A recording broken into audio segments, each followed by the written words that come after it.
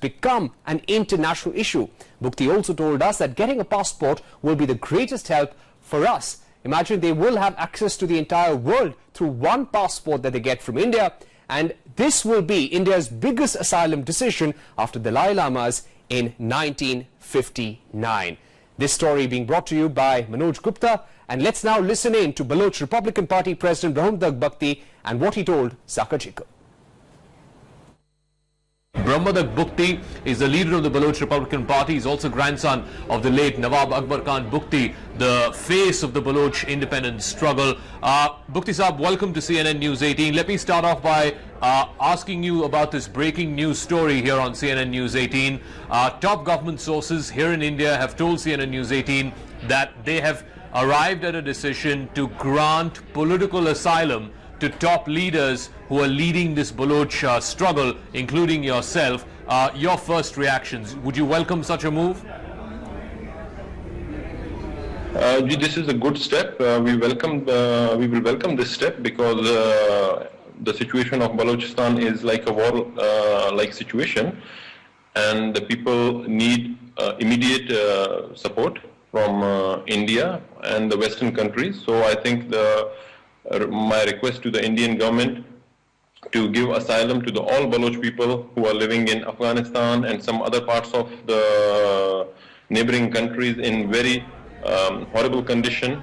So to open the doors for the Baloch people, and if India accepts this request, I think this is a very encouraging news for us.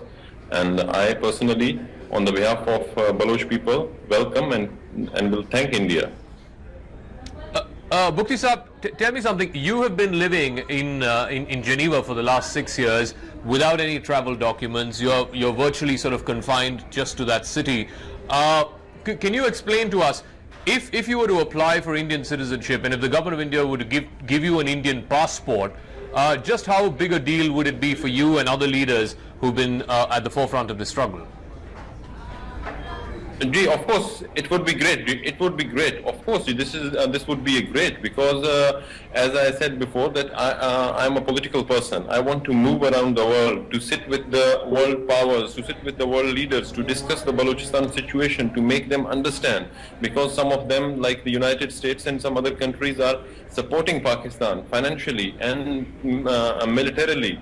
And Pakistan is using the same aid against the Baloch people rather than countering those extremist groups. And we are right now in September. The UN GA is due to begin on the next week. The UN Human Rights Council meetings have been happening for the last few days.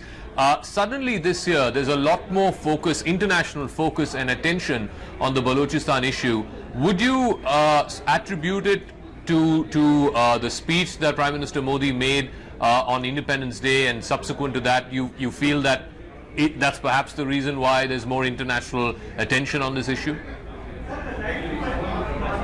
We are also planning some protests, some events and some conferences in Geneva in coming 2 weeks. Protests and some march in the city of Geneva, front of the UN and some other places. So, and also events in the building of United Nations. And we are speaking at the human rights session, almost every session, the 3 sessions of year.